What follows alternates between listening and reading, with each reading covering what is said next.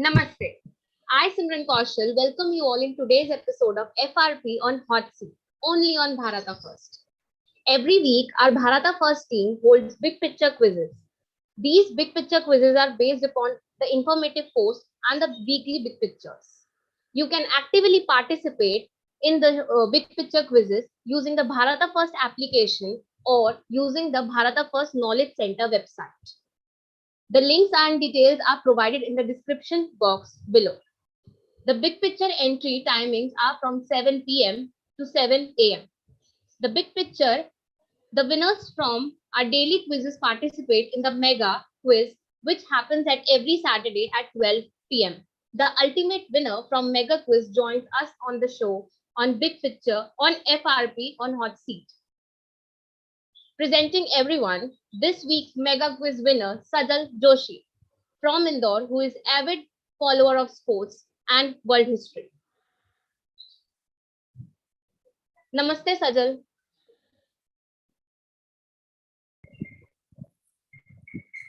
Namaste everyone. Good Congrats. afternoon. Congratulations on winning mega quiz. Thank you. Can you please introduce yourself? Namaste everyone. Good afternoon. Myself Sajal Joshi. I live in Indore, Madhya Pradesh, and I have completed my graduation in arts, and I am currently preparing for civil services examinations. Sajal, on this show, you can ask questions from Frank sir on any topic you have. Now, I would like to invite one and only Mr. Frank Rawson Pereira to continue the show.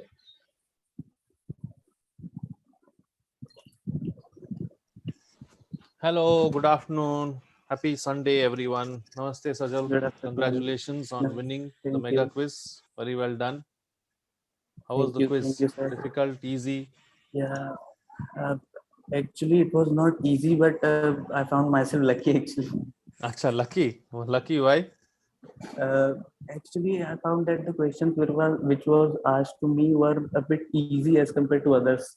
So that's why you got lucky. So yeah. the roll of the dice went in your favor. That is very good. Yeah. Very good. Chalo, very good. Congratulations. And we Thank can you. start. Okay. So, actually, first of all, I want to congratulate you because you have started this Bharata First channel, and I'm very proud that I'm able to talk to you. So, thank you for so much for giving me this opportunity. You're most welcome. And this platform is for people like you and people like everyone else as well to come and share the stage and take things forward. So it's good. And I'm glad that you're here. Thank you. Thank you so much. So, now I will start with the questions. Please, waiting. How much responsible are USA and USSR for the current chaos and mess that we are witnessing in Middle East and West Asia today? Interesting question. Interesting and a tough question to start off with. The situation in West Asia has been developing and has been developing the way it has been over a period of time for over a few decades now. And it's not something that has happened recently or not something that has happened newly. So the interest in West Asia started for the United States after the discovery of oil. And before that, of course, West Asia was not so significant really for the Western nations. And since then, we've seen that it's all been about the oil economy. It's all been about the United States wanting to play a big role and to play a important role in West Asia. This was, of course, at a time when Cold War also was in place. So Russia or the USSR did not want to be left behind as well. So Russia too started playing its own games in West Asia, started supporting or and backing factions that were not seen to be pro-America. So the Cold War stage shifted to West Asia as well, and this is how things went on, and this is how things played out. The United States, we've seen over the years, has not been very successful in conducting operations in West Asia and trying to get a foothold there. The Russians very quietly, be it Bashar al-Assad or several of the other people that it has propped up, have have done well and not done so well as well later on, because in Afghanistan too, more like Central Asia, Russia and the USSR wanted to play a big role. They managed in installing their own people at the helm of affairs, but eventually things did not go as planned, and both Russia and the United States have suffered massive losses in West Asia. The United States now is slowly losing interest in West Asia because it has its own shale oil, and that's what it wants to focus on. And it knows that the shale oil that it has is going to last for a really long time, and it doesn't really need the oil of West Asia anymore. Russia now wants to play a more strategic role and wants to continue to engage with West Asia. And but unfortunately for Russia, its own economy and its own powers have gone down over the years. So as a bloc, West Asia too seems to be significantly important at the moment. The Americans have created a mess in West Asia. It's good that they're pulling out of West Asia and leaving it for the players in West Asia itself to deal with the situation and figure out what needs to be done going forward. And we are seeing foes and enemies too coming to the same table and talking to each other of late, which shows that the future, in an immediate near future, West Asia will have to take care of itself, which is good. Okay. Thank you so much. Sir, my next question is regarding the how do you look into the aspect of autonomy of public institutions in India through the prism of communalism and free speech? Public institutions. Public institutions, have always been used as tools by respective governments Yeah, over the years, not yeah, just not just now. It's been the case for decades together. Some may argue that it is a little more stronger now, and institutions over the last 7 years have suffered a great deal because the central government is trying to, overrun them. But institutions, thanks to the constitution, have their own standing and have their own place in our country. There is only that much that governments can do. If the institutions themselves stand up to the government or stand up to anybody else, we've seen in the case of the Supreme Court now, with the new Chief Justice, coming out with statements, coming out with very strong points about what is to be done and what is not to be done. It it's good and bad for democracy, because it gives a chance somewhere in the near future for this to go out of hand. And if the judiciary and the executive actually come to loggerheads at some point in time, yeah, then it does not go well for Indian democracy. But if they act as a balance and a counterbalance, and they manage to just keep it at that, it's a wonderful thing. So we've seen, the institutions themselves, when they can fight back and the institutions themselves stand up for their own integrity and stand up for their rights and perform the role as they are supposed to perform, the institutions do wonderfully well. Unfortunately, what has happened over the years is that the some of the members heading institutions themselves have not been of greatest of integrity. They have had some kind of baggage, and they were compromised. And that is why the government and other agencies of the government have been able to uh, put a lid on things and to control them. But if you have a spotless image, and if you go and yeah, if the head is clean, the body also automatically is clean.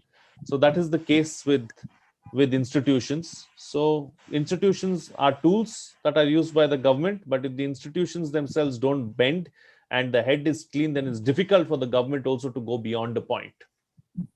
okay. Thank you. Sir, my next question is that according to you, how big is the global menace of human trafficking? Do you think that this issue is not given due importance in the media? It's an interesting question, and I'm glad that you brought it up. I mean, I'm surprised that nobody has ever spoken about this issue thus far. That itself shows that, people themselves are not too interested in human trafficking as such. Human trafficking is a massive problem. It's a massive problem, and it's not just a problem here, it's a problem all over the world. And it's not just limited to third world countries, or it's not just limited to developing countries. It's a problem all across the world. Unfortunately, not too many people are talking about it, not too many people are doing too much about it, because it is why. The answer is simple. Nobody cares for them. They all come from, very poor backgrounds. They're like किसी के माँ बाप नहीं है types. So, so there is no one to stand up for them.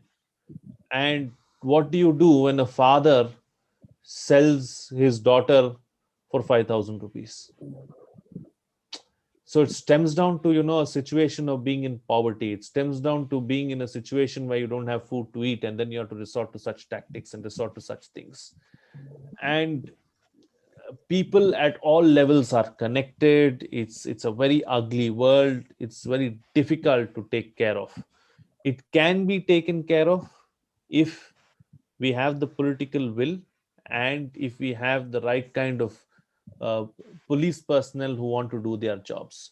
But because nobody cares for them, it is not on the priority list.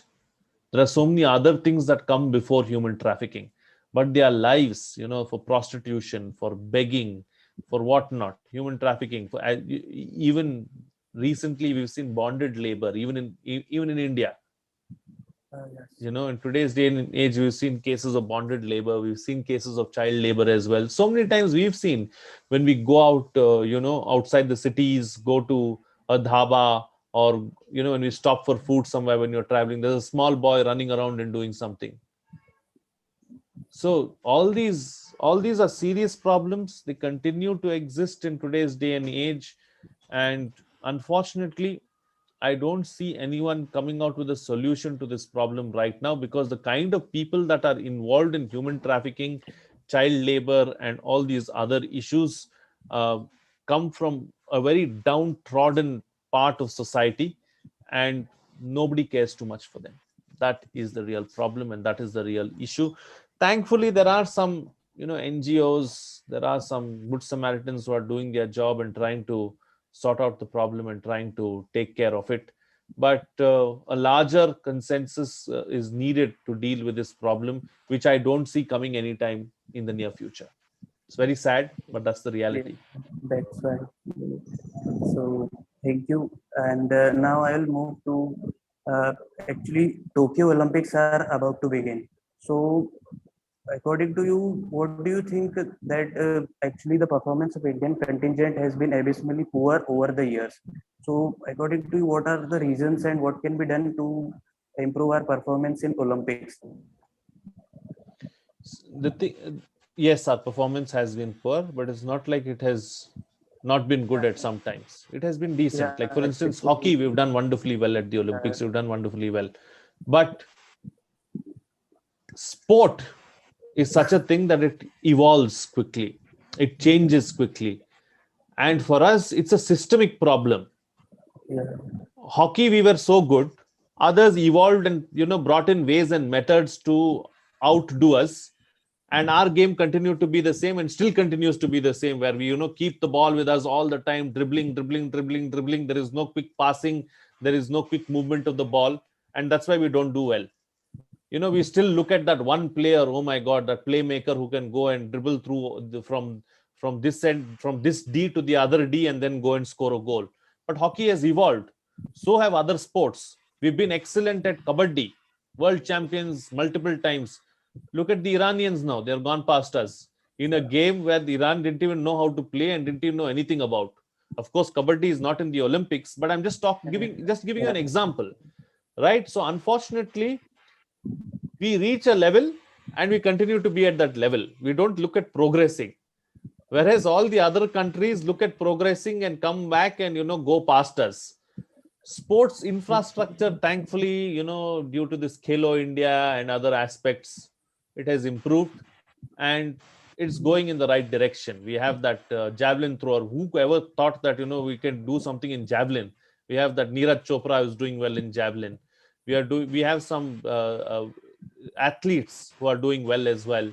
There's this Mirabai Chanu in weightlifting, yeah, who's doing wonderfully well. I feel she has been unlucky. She's been unlucky, and that's why she's not won something significant. But otherwise, she's there. Mary Kom has always done well. But these are all bright sparks that we've seen from here and there, sometimes faltering at the pinnacle kind of a situation. PV Sindhu has had so many battles with Carolina Marin, and she has, at the last moment, she has defeated everybody else, but Carolina Marin has her number. That kind of a situation. So we have a long way to go.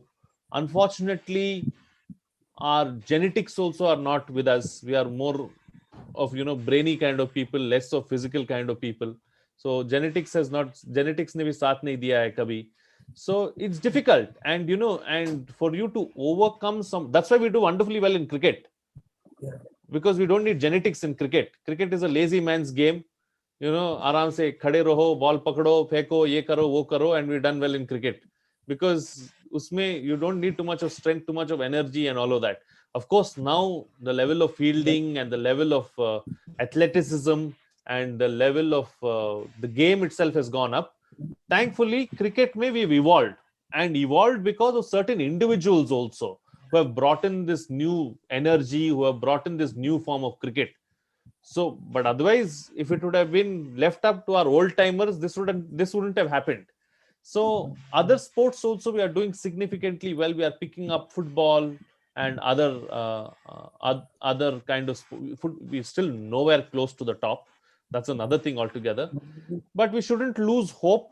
Efforts are being made, and hopefully in this Olympics, I think we should be able to get at least 5 to 6 medals. For our country's size, 135 billion people and all of that, 1.35 billion people, 135 crores, it's too less. Look at the number of medals that China is winning. Look at the number of medals that some of the other countries are winning. So it's less, but I think we should have some hope, and we should wish the contingent the best of luck. What else can we do? I mean, we have to continue to support them, and we have to continue to Vinish Fogart also, I think, this time Yeah. around has said that she can do considerably well. Wrestling may, let's see what happens. And sometimes what happens also is our sportsmen our sports persons want to have longish careers. They don't want to let go. The Sushil Kumar, see what has happened to him. He did not allow anybody from within the system to come up. He even resorted to beating them up and doing so many other things. So our sports federations need to improve. There is a lot of corruption, and our sports persons also need to improve and start giving others a chance to come up and actually mentor the people staying behind them, and not be a roadblock towards their progress. That is what we need to do. So the sooner we do that, the sooner we create an ecosystem. Right now, everybody is busy on fighting with each other and putting the other person down so that the other person doesn't go forward. Look at Mary Kom, from how many years? Okay, it's a great thing that she's boxing for so many years. She's a pride of our country. She's doing so well. Where is the next batch? Unless Mary Kom goes, nobody else is going to come. I come back to cricket and give you an example. Kapil Dev was past his prime. Javagal Srinath was the fastest bowler India had produced up until then, and he was an excellent bowler. But he never got a chance to play because Kapil Dev had to get the record of had to break the record of Ian Botham of getting 434 wickets. So Javagal Srinath never got a chance. Kapil Dev would come, bowl every day, try to get those last 1 or 2 wickets, and Javagal Srinath perennially sat on the bench for a good 2-3 years. So this needs to change in Indian sport. Only then will we go forward. Okay, thank you. So, do we have some time left? Yeah, sure. We have another 2 minutes, 2-3 minutes. You can go ahead. If you have. Okay. So, sir, actually, this is the question uh, which has perplexed me a lot. So, what are the reasons of Northeast insurgency in India, and what can be done to provide lasting peace in that region? First and foremost, mainland India needs to start considering people from the Northeast to be Indians. We start looking at people from the Northeast with a sense of color and with a sense of alienation. That needs to go. Secondly, there have been several people from within the Northeast who have made their lives earnings and and got name and fame and all of that because of the insurgency movement. There is a drug problem that needs to be addressed. It's a multitude, then there is the whole China angle there, right? So there's the China angle, there's a drug problem, there are people who have earned lots of money thanks to the insurgency, and then there are others who have been supplying arms, and for the arms and all that, it's all about money at the end of the day. It's all about development also. So it's not like, government of India has not tried to carry out developmental work we've tried, but the people, some elements within the Northeast also do not want any development to take place for their own vested interests. So there are several things at play. It's not just one or two items. So it's a long drawn out process. At least we've made the right kind of moves. We've made the right kind of decisions. We've been discussing with Myanmar and others to try and dismantle enemy or insurgents launch pads in across the border. So efforts are being made. We have a rail link now finally to the Northeast, which is making us believe that we are far more closer now. So that's it, and we need an attitudinal change from the people of the mainland too, to understand that we should all first learn the map of India and understand who we are, where we come from, and support everyone and take everyone to be equal. Only then can we see the kind of results that we deserve to see and the right kind of results that we need. Okay. Great, Thank you. Sajal. Good, wonderful. Good questions, Thank you. very good questions. Thank you, And sir. Actually, very, I had prepared these questions since long actually, and I acha. was waiting. Actually, I was waiting to ask these questions to you. Actually, I have not been able to get actually unbiased answers to these questions. Actually, so that's why I was waiting. I hope you're satisfied with the Yeah, answers. yeah, Very good. absolutely. Very good. Very Thank good. Good, Sajal. Wonderful questions. Very different questions, not the same you. old questions. And I really appreciate it. I wish you all the very best. Thank And you. I wish you all the success in life. Do well. You're a bright young man. And I'm sure you have great things ahead of you in life. All the best. Okay. And bye for now. Okay. Thank you. Thank you, sir. Bye. Good day. Thank you, Sajal, for joining us today on episode of FRP on Hot Seat and enlightening us with your questions. And I would also like to thank Frank sir for his precious time and valuable insight of the questions.